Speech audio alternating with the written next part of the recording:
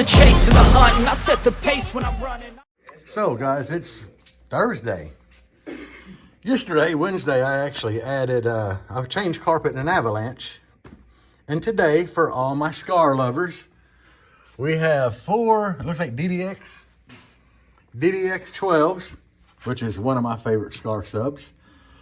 Probably one of their best besides the VXF. He's blown a couple amps, and he is a very inexperienced young bass head, and he admits that he don't know. He's still trying to learn. He does have a battery here, auxiliary battery. And you blown what, a 5K, MD 5K? And an 8K. And an MD 8K. So he's buying this Bruce Lee from us, and y'all know I got over 4K out of one of these. We're gonna run it at 2 ohm, because he has dual 4s, so he can get a 0.5 ohm, or he can get a 2 ohm load. We're gonna start out at 2 ohm. He did say he don't have the big 3 done under the hood, so he needs to do that. He is starting to understand why he was blowing amps, and we think he needs a new port. This port, I'm touching the bottom of the port. This port's only like maybe 4 inches long. If my dick was an inch longer, then I could get it in there and measure, but that ain't happening today. No. So anyway, this is what I'm doing. Hopefully he can get the big 3 done and then get an alternator from JS, and we can, at that point, we could actually take this thing to a 0.5 ohm, but he needs to do them things first. But anyway, I'm gonna go ahead and get this amp installed to get him some bass back in here. So we got some positive and ground hooked up. I don't even know what he's got over here. This is just spare wire that he's got. And this here is really good wire. This is welding cable. He's got a piece of good wire here. He could probably do his big 3 with that, or the majority of it. Right now I'm waiting on him to find his remote terminal,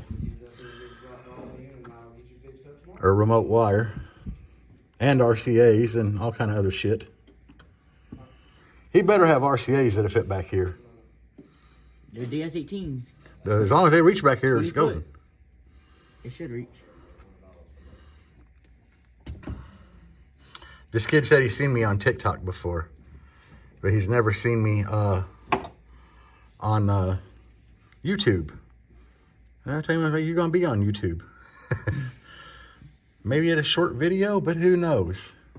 I ain't really filmed much else this week. There we go. We got a remote wire now. So we just need to fish this thing. Yeah, I got to get off here to fish this properly without touching it on anything. We got everything in and hooked up.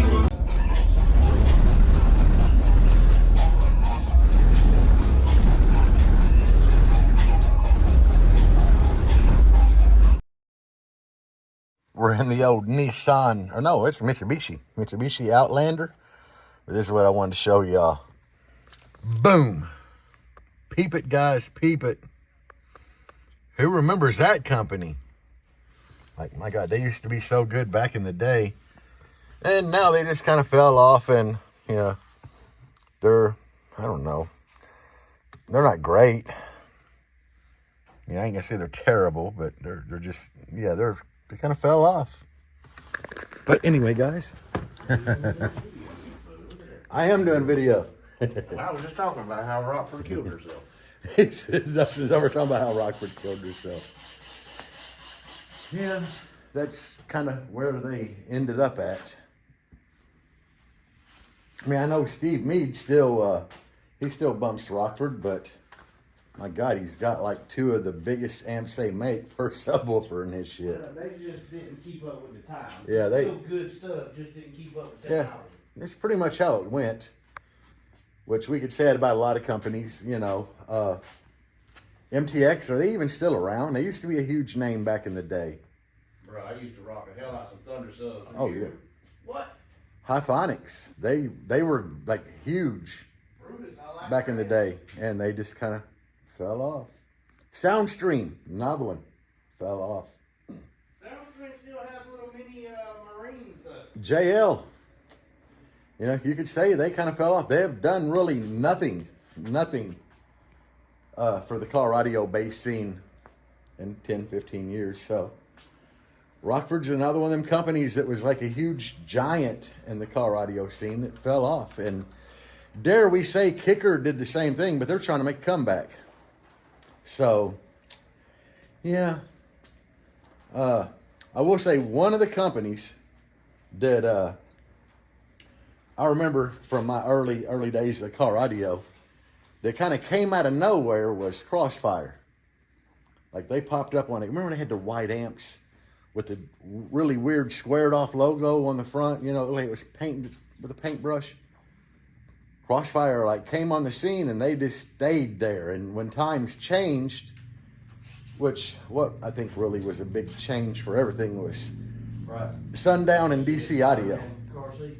Like Sundown and DC Audio, FI, they were out there making subs, you know, and adding X-Max and all this shit that really changed the game because we started playing lower and doing hair tricks and shit. And all these other companies, it's like, that ain't gonna do nothing. It's nothing to worry about. And then the next thing you know, them companies are done. Like Rockford, I don't think they'll ever be as big as they once were. I don't think MTX will ever come back. You know, Hiphonic, Soundstream, and all these other little companies like that were huge. They're selling cheap Chinese shit that it's shit. So that's gonna be my closing. Is remember all them giants. How the times have changed.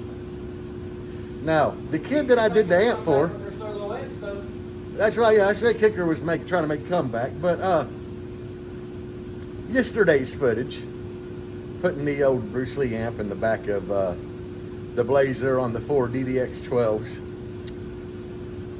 We set the gain clean, we tell the kid, don't beat on it too hard because you don't have the electrical for this. Even with that battery in the back, you don't have the electrical. Because even though the amp says 3K on it, on music, I clamped over 4. Testing, you know. Hey, did I tell you about the little kid yesterday? But he said the amp was smoking? Yeah, but he called or he texted me back last night. He said he'd done further research on it and checked that song again just to see. Yeah. It did the 10.5. Oh. So yeah, that's probably the problem. Okay, I so told him, I said, don't do that no more. the kid left here and about 30 minutes later he texts Dustin. He's like, I think the amp's smoking. What was you dipping to? 11 volts. We're like, no, you can't. No, hell no. Dustin just informed me that he actually dipped down to 10.5.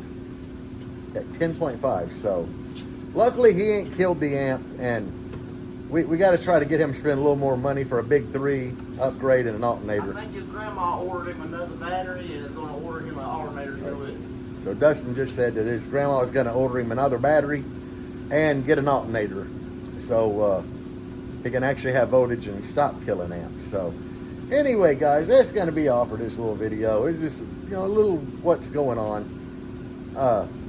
I'll be back before the new year, so hopefully this won't be my last video of the year. Thank y'all for being here. Check out my link tree up there in the About Me section for everything, you know. If you want a coupon code for JS alternators, DJ Dirty Bass, I have my affiliate links there for Down for Sound. I appreciate it when you guys use all that shit. So peace out, guys, and as always, bass on. Even when you feel low, you can still go. Even when you feel slow, you can still go. Even when there's no hope, you can still go.